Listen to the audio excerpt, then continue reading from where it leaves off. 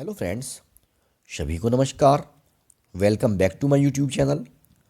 साथियों, जैसा कि आप सभी जानते हैं, दीक्षा पोर्टल पर 25 नए बेसिक कोर्स आए हैं।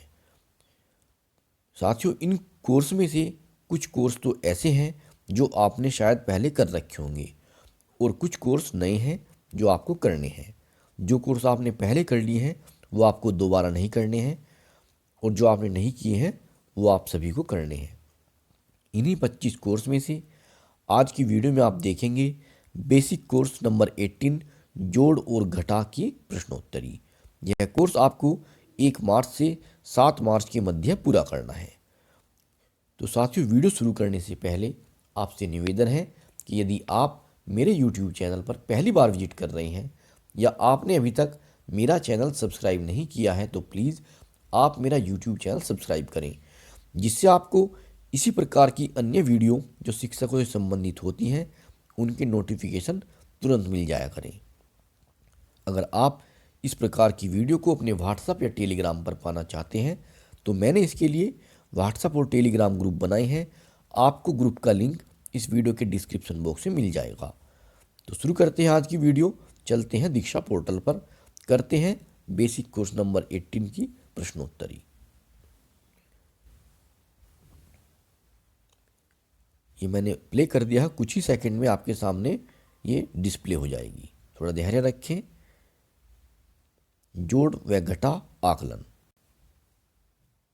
पहला क्वेश्चन आपके सामने है, जकीरा जी कक्षा 1 में जमा घटा शुरू कराने से पहले कुछ गतिविधियों के जरिए जांचती हैं कि बच्चे जोड़ घटा सीखने के लिए तैयार हैं या नहीं। इसके लिए वह बच्चों को अलग अलग चीज़ों से, जैसे डंडियाँ, कंकड़, ब्लॉक्स, कंचे, पेंसिलें आदि से 10 तक की संख्या बनाने को बोलती हैं। साथ ही वह बच्चों से ये भी बताने को कहती हैं कि 5 पेंसिलें होने के लिए 2 पेंसिलों में कितनी पेंसिलें और उठाकर जोड़नी पड़ेगी, या 5 पेंसिलों में से कितनी पेंसिलें कम करने से हमारे पास 2 पेंसिल रह जाएंगी। आपके अनुसार जकीरा जी बच्चों में किस किस समझ को जांचना चाहती हैं। सही विकल्प को चुनें। पहला विकल्प 20 तक गिनती कर पाना, ये सही लग रहा है। दूसरा है संख्या में शामिल इकाई और दहाई को पहचान पाना। नंबर 3 पर है चीज़ों को सही से गिन पाना। विकल्प नंबर 3 भी सही नजर आ रहा है। विकल्प नंबर 4 है छोटी संख्याओं के साथ जोड़ घटा कर पाना, यह भी सही है। जो सबमिट करते हैं और देखते हैं कि हमारा जवाब सही है या गलत। तो ये सही है। जारी रखिए पर टच करेंगे और नेक्स्ट क्वेश्चन देखते हैं। नागेश्वर सर कक्षा 1 में जोड़ घटा पढ़ाने के लिए पाठ योजना तैयार कर रहे हैं। वह NCERT के दस्तावेज सीखने के प्रतिफल में दिए गए प्रतिफलों के लिए उपयुक्त गतिविधियां सोच रहे हैं। नीचे दिए गए प्रतिफल के लिए आप उन्हें कौन कौन सी गतिविधि चुनने का सुझाव देंगे। सही विकल्प को चुनें। पहला विकल्प है प्रतिफल 9 तक की संख्याओं के लिए रोजमर्रा में जोड़ घटा के सवाल कर पाना की गतिविधियां। कार्यपत्रिका में संख्याओं को खिलौनों की आकृति में के बीच में लिखकर जमा घटा के सवाल हल करने के लिए देना। विकल्प नंबर 2, 1 महीने तक रोज कक्षा में जमा घटा के एक ही जैसे कम से कम एक एक सवाल हल करने के लिए देना। विकल्प 3, बच्चों को गृह कार्य में रोज एक जैसे जमा घटा के कुछ सवाल घर पर हल करने के लिए कहना।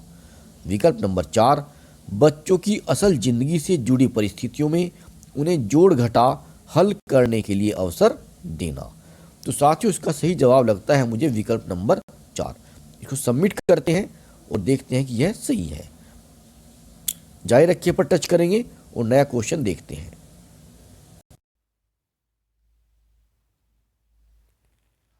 नेक्स्ट क्वेश्चन है, जेसिका जी कक्षा 1 में चिन्हों का इस्तेमाल करते हुए लिखित जोड़ तथ्य जैसे 4 + 5 = 9 बनाना सीखना शुरू करने के लिए पहले बच्चों को चीज़ों का इस्तेमाल करते हुए जमा करने के साथ साथ हो रही जमा को शब्दों में सुनने और बोलने को अहम मानती हैं। इसके लिए वह खुद बोलकर बच्चों को इसका अनुभव देती हैं। आपके अनुसार नीचे दिए गए विकल्पों में से शुरुआत में जमा की प्रक्रिया को बोलकर बताने का क्या तरीका सही रहेगा? सही विकल्प को चुनें। पहला विकल्प है, हमारे पास 3 कंचे थे, मुझे और 2 कंचे मिल गए, तो 3 कंचे और 2 कंचे मिलकर हुए 5 कंचे। दूसरा विकल्प, मैं अभी 3 पर थी, 5 पर पहुंचने के लिए मुझे 2 और चाहिए। और विकल्प नंबर 3, 3 और 2 हुए 5। विकल्प नंबर 4, 3 जमा 2 बराबर 5। तो यहाँ पर पहला विकल्प भी सही लग रहा है मुझे, और विकल्प नंबर 2 भी सही लग रहा है। इसको सबमिट करते हैं, ये सही है। नेक्स्ट क्वेश्चन देखते हैं। प्रदीप जी ने अपनी कक्षा में जमा घटा कराने के लिए बच्चों को कंकड़ों के साथ काम कराया। बच्चे जब सही सही जवाब देने लग गए तो उन्होंने बच्चों को कॉपी में जमा घटा के बहुत से सवाल अभ्यास करने के लिए दिए। बहुत से बच्चों ने बहुत से सवालों के जवाब गलत दिए। प्रदीप जी ने उनको वही सवाल जब कंकड़ों के साथ करने को कहा तो बच्चे सही जवाब बता पा रहे थे। प्रदीप जी हैरान थे, ऐसा क्यों हो रहा है? आपके अनुसार नीचे दिए गए कौन से सुझाव प्रदीप जी को इस समस्या को सुलझाने में मदद कर सकते हैं? सही विकल्प को चुनें। पहला विकल्प है, बच्चों को अलग अलग ठोस चीज़ों के साथ जमा घटा कराने के अनुभव दें, जैसे ब्लॉक्स, कंचे, डंडियाँ, रबर, बटन, गणितमाला आदि। यह मुझे विकल्प सही लग रहा है। दूसरा है, बच्चों को ठोस चीज़ों से पहले कॉपी में सवाल देकर अभ्यास कराएं ताकि उनकी निपुणता सीधा लिखित चिन्हों और सवालों के साथ हो। ये तो सही नहीं है। विकल्प नंबर 3, बच्चों को आकर्षक कार्यपत्रिकाओं में सवाल बनाकर दें जिसमें सवाल किसी कार्टून या मज़ेदार आकृतियाँ बनी हों ताकि बच्चों का ध्यान भटके नहीं।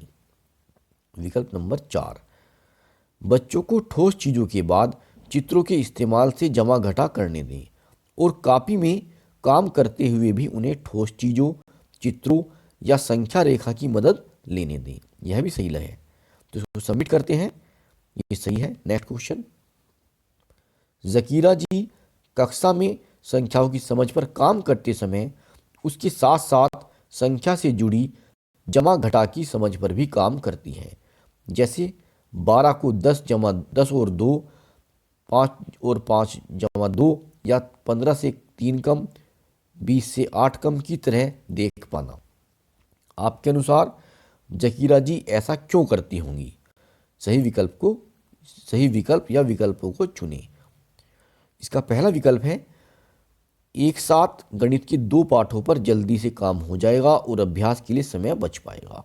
विकल्प नंबर 2, इस तरह बच्चे संख्याओं के बीच के रिश्ते को, उनकी मात्रा को गहराई से समझ पाएंगे। ये सही लग रहा है। विकल्प नंबर 3, आगे चलकर स्थानीय मान में बच्चे संख्याओं को दहाई और इकाई के जोड़ की तरह आसानी से समझ पाएंगे। विकल्प नंबर 4, इस तरह बच्चों को 5, 10 और 20 को ढांचों की तरह इस्तेमाल करने और बड़ी संख्याओं में फेरबदल करते हुए जोड़ घटा करने में आसानी होगी। तो इसका विकल्प नंबर 4 भी सही लग रहा है।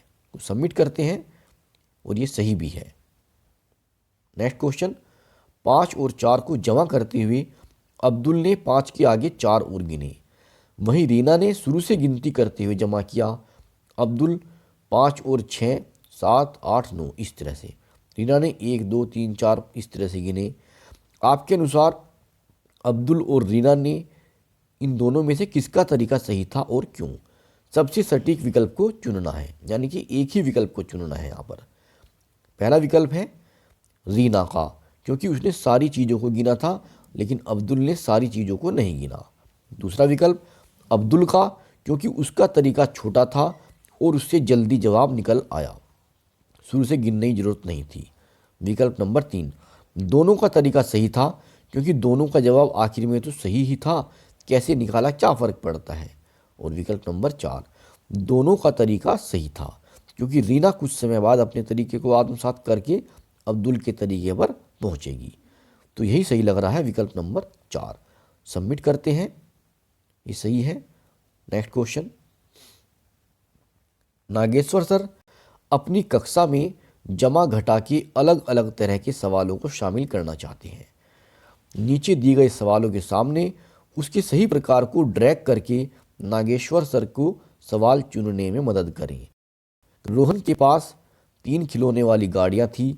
उसके जन्मदिन पर उसे 2 और खिलौने वाली गाड़ियां तोहफे में मिली। अब उसके पास कितनी खिलौने वाली गाड़ियां हो गई हैं? यानी कि पहले 3 थी और 2 और मिल गई, तो अब कितनी हो गई? तो बताओ ये किस तरह से है? तो ये है ना कि एक मात्रा में जोड़ने वाला सवाल हो गया। इसको यहाँ से जो विकल्प नंबर 3 दिया गया तो ड्रैग करके ऊपर ले जाएंगे यहाँ पर, इस तरह से। दूसरा है, रोहन के पास 5 खिलौने वाली गाड़ियाँ थी। उसमें से 2 गाड़ियाँ टूट गई। अब रोहन के पास कितनी गाड़ियाँ बची? ये है, इसका जो है एक मात्रा से निकाल रहे हैं, यानी कि पहले 5 थी, 2 टूट गई, तो कितनी बची? यानी कि हमारे पास कुछ मात्रा थी गाड़ियों की और वो हमने उसमें टूट गई, तो यानी कि निकाल दी हमने मात्रा। इसको ड्रैग करके यहाँ पर लाएंगे। अमन के पास 4 पीले फूल थे और नरगिस के पास 3 नीले फूल। दोनों के पास मिलाकर कितने फूल होंगे? तो ये तो एक के साथ जैसे जोड़ देते हैं ना, पहले 3 थे, 4 थे, अब 3 और हो गए, तो कुल मिलाकर 7 हो गए। तो यानी कि एक के साथ जोड़ रहे हैं, तो इसको यहाँ लाएंगे इस तरह से ड्रैग करके। ने अमन के पास 4 पीले फूल थे, नरगिस के पास कुल कुछ नीले फूल थे। दोनों ने अपने फूल एक कटोरे में रख दिए। अगर कटोरे में कुल मिलाकर 7 फूल थे तो नरगिस के पास कितने फूल थे? इसको यहाँ पर लाएंगे इस तरह से। सबमिट करते हैं, ये जवाब सही था। नेक्स्ट क्वेश्चन देखते हैं। फरीदा जी अपनी कक्षा में संख्या रेखा पर जमा घटा के सवालों के लिए काफ़ी खेल दिखाती हैं। जैसे एक बच्चे ने 4 कदम के बराबर की कूद लगाई और फिर वह 6 कदम आगे चला। वह कौन से कदम संख्या पर पहुंचेगा? अब वो 3 कदम उल्टा चलकर वापस आ गया। अब वह कहाँ पहुंचेगा? आपके अनुसार संख्या रेखा पर जोड़ घटा कराने से क्या क्या फ़ायदा होगा? सही विकल्प या विकल्पों को चुनिए। पहला विकल्प है, संख्या रेखा पर यह समझना आसान होता है कि जब संख्याएं जमा होती हैं तो हम संख्या रेखा पर दाईं ओर जाते हैं, घटा करने पर हम बाईं ओर जाते हैं। ये सही लग रहा है विकल्प। दूसरा है, संख्या रेखा पर जोड़ घटा का अभ्यास करने से एक मौजूद संख्या से आगे और पीछे गिनना काफ़ी आसान हो जाता है। ये भी सही है। विकल्प नंबर 3, संख्या रेखा बच्चों को मौका देती है कि वह संख्या को अलग अलग तरीकों से तोड़कर जोड़ व घटा कर पाएं। जैसे 5 से आगे 6 गिनने के लिए 2-2 छोड़कर 2, 4, 6 गिनना। यह भी सही लग रहा है। विकल्प नंबर 4, संख्या रेखा पर जोड़ घटा दिखाना बड़ी संख्याओं के उदाहरणों को समझने के लिए जरूरी होता है। तो पहला, दूसरा और तीसरा चुनते हैं और सबमिट करते हैं। ये सही है। नेक्स्ट, फरीदा जी अपनी कक्षा में 2 अंकों की संख्या जैसे 37 जमा 25 कराने से पहले एक अंकों की संख्याओं के जोड़ तथ्यों जैसे 7 जमा 5 पर काफ़ी ध्यान देती हैं और काम कराती हैं। आपकी राय में एक अंकों वाली संख्या के जोड़ तथ्यों पर अधिक ध्यान से क्या फ़ायदा होगा? सही विकल्प को चुनें। पहला विकल्प, बच्चों की इकाई दहाई की समझ मजबूत होगी। दूसरा विकल्प, बच्चों को बड़ी संख्याओं का जोड़ घटा करने में आसानी होगी। तीसरा विकल्प, बच्चों को जोड़ घटा तथ्य याद हो जाएंगे जो वह सीधे सीधे बिना सोचे इस्तेमाल कर पाएंगे। विकल्प नंबर 4, बच्चों को जमा घटा के सवालों के लिए अंदाज़ा लगाने और मानसिक तौर पर हल सोचने में मदद मिलेगी। विकल्प नंबर 5, बच्चे कभी किसी जोड़ घटा का गलत जवाब नहीं देंगे और सभी सवाल बिना कागज पेंसिल के ही हल कर लेंगे। तो यहाँ पर मुझे विकल्प नंबर 2 और 4 सही लग रहा है। सबमिट करते हैं, ये सही है।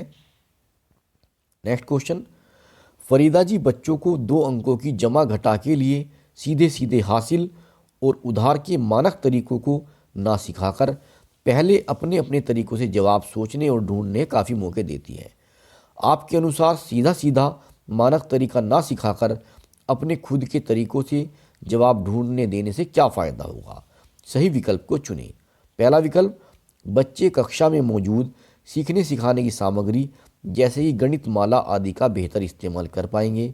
दूसरा विकल्प, वह बिना हासिल या उधार की प्रक्रिया में उलझे 2 अंकों की संख्या में शामिल जोड़ घटा की प्रक्रिया के साथ बेहतर रिश्ता बना पाएंगे। ये सही लग रहा है। विकल्प नंबर 3, बच्चे खुद के तरीकों का इस्तेमाल करने से उन्हें मानक तरीकों में शामिल जोड़ घटा की प्रक्रिया को समझने में मदद मिलेगी। यह भी सही है। नंबर 4 विकल्प है, खुद के तरीके सोचने और अपनाने से वह खुद ही मानक तरीकों को समझ पाएंगे और उन्हें इस्तेमाल करने लगेंगे। तो यहाँ पर मुझे विकल्प नंबर 2 और 3 सही लग रहा है। चलिए देखते हैं कि ये गलत है या सही। सबमिट करते हैं। ये सही है। Next question. तो साथियों, ये कोर्स भी आपका पूरा हो गया है। तो इसमें लिखा है कि सर्टिफिकेट पाने के लिए ज़रूरी कोर्स के सारे भाग देखना, आकलन में 60 या उससे अधिक अंक प्राप्त करना। उम्मीद है कि आपने ये दोनों कार्य पूरे किए होंगे। आपका सर्टिफिकेट कोर्स में और प्रोफाइल पेज पर दिख जाएगा। आशा करता हूँ यह वीडियो आपको पसंद आएगा। वीडियो पर कमेंट करें, वीडियो को लाइक करें और वीडियो को अपने मित्रों में शेयर भी करें। साथ ही मेरे YouTube चैनल को सब्सक्राइब करना न भूलें। धन्यवाद।